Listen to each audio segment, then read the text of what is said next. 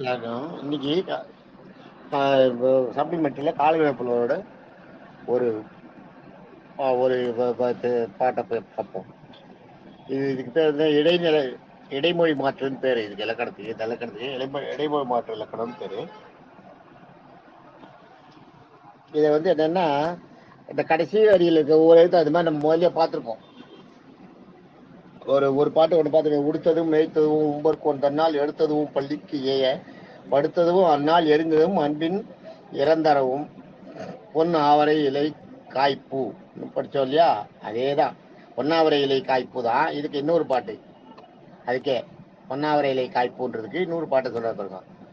தோய்ந்தான் மேய்ந்தான் உடையா தூக்கினான் மேன்மேலா சாய்ந்தான் எரிந்தான் பின் சாப்பிட்டான் ஆய்ந்து சொல்லும் மன்னா வரத்தில் வரும் மால்சாமி நாதா கேள் வரத்தில் வருமால் சாமி நாதா கேள்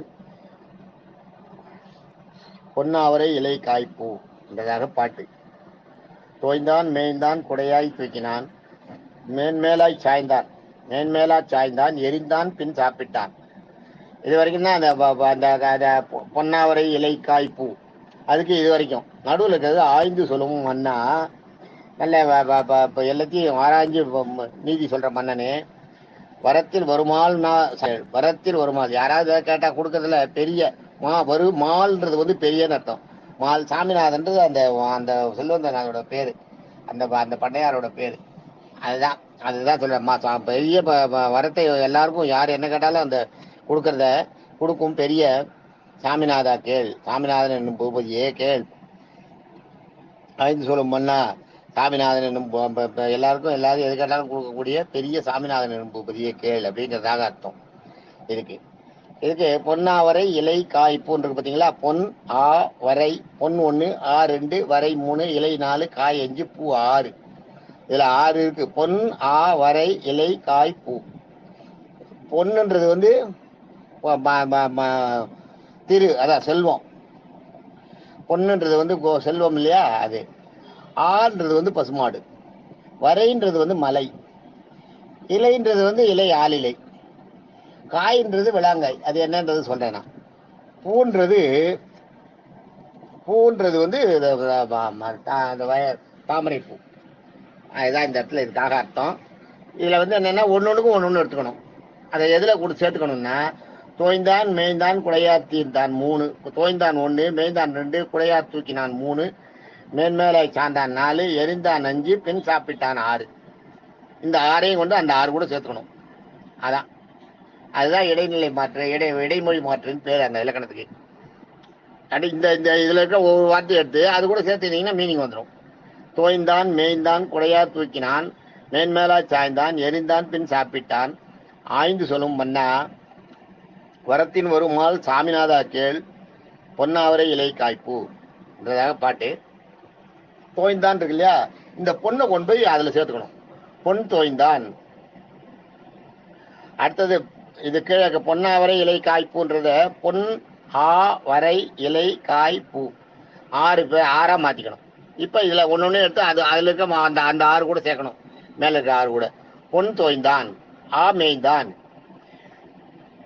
வரை குடையா தூக்கினான், இலை மேன்மேலா சாய்ந்தான், காய் எரிந்தான், பூ பின் சாப்பிட்டான். அப்படி எடுத்துக்கணும். எரிந்தான் பூ சாப்பிட்டான் அப்படின்னு எடுத்துக்கணும். இது மாதிரி எடுத்துட்டீங்கன்னா ஏதாவது அதுக்கு மீனிங் வரும். இது வந்து எவ்வளவு கஷ்டம் இந்த மாதிரிலாம் ஒரு பாட்டு அமைக்கிறதுன்றது யோசனை பண்ணி பாருங்க. எவ்வளவு கஷ்டப்பட்டு அமைச்சிருக்காரு பாருங்க. பொன் தோய்ந்தான். பொன்னா செல்வம், செல்வத்துக்குரியவள் மகாலட்சுமி. தோய்ந்தான்னா மகாலட்சுமி தன் உள்ளே கொண்டவன். பொன் தோய்ந்தான். அடுத்தது ஆ மேய்ந்தான். ஆன்றது வந்து பசுமாடு. இடையர்கள் ஆடுகளை மேய்த்தது. அதான் கிருஷ்ணன் வந்து ஆடு மேய்த்தது. மாடு மேய்த்தது. ஆ மேய்ந்தான். ஆன்னா பசுமாடு. ஆ மேய்ந்தான். வரை குடையா தூக்கினான். இந்த வரை எடுத்து அங்க சேர்த்துக்கணும். வரை குடையா தூக்கினான்.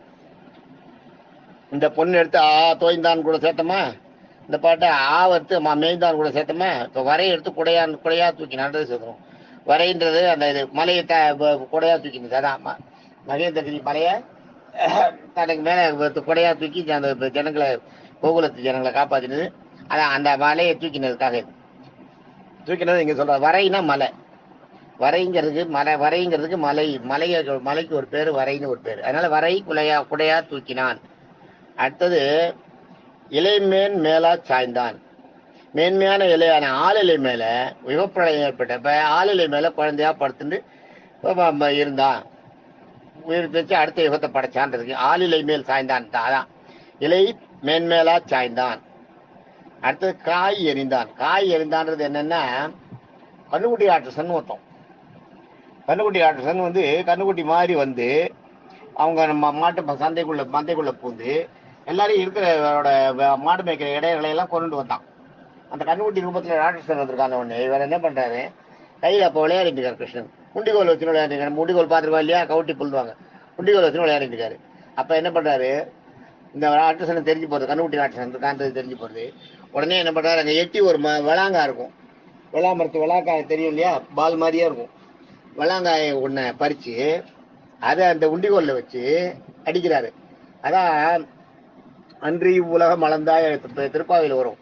அன்றி உலகம் அளந்தாய் அடி போற்றி, சென்றங்கு தென்னிலங்கை செற்றாய் திரள் போற்றி, பொன்ற சகடம் உதைத்தாய் புகழ் போற்றி, கன்று குணிலாய் எரிந்தாய் கழல் போற்றி, குன்று குடையாய் எடுத்தாய் குடம் போற்றி, நின்று பகை எடுக்கும் நின்கையின் வேல் போற்றி, என்றென்றும் சேகவுமே ஏற்றி பயிர்வான், இன்றியாம் வந்தோம் இகந்தேலோ ரெம்பாவாய்.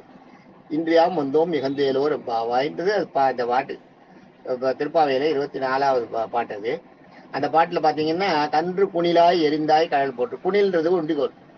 கண்ணுக்குட்டியை அடிக்கிறதுக்கு, கண்ணுக்குட்டி ராட்சசனை கொல்றதுக்காக குணிலாய் என்னன்னா வளாங்காயை உள்ள வச்சு அந்த இதுக்குள்ள உண்டிகோல்ல வச்சு இந்த கண்ணுக்குட்டி ராட்சசனை அடிச்சான். அடிச்ச உடனே இந்த வளாங்காய் போய் பட்டு அந்த கண்ணுக்குட்டி மேல பட்டது இடி மாதிரி போய் விழுந்துதான். குண்டு பாஞ்ச மாதிரி அடிச்சு தள்ளி அந்த கண்ணுக்குட்டி ராட்சசனை நசிக்கிட்டான் அந்த ஒரு வளாங்காய். அதுதான் இங்க சொல்ற காய் எரிந்தான், விளங்காயை எரிந்தான்றது. பூ சாப்பிட்டான்.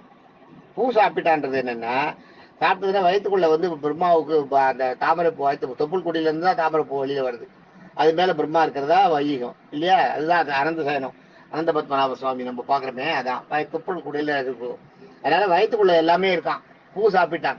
அந்த பூ உள்ள வயிற்றுக்குள்ள இருக்கிறதா சாப்பிட்டு வெளியில முளைக்கிறான். அதான் பூ சாப்பிட்டான்.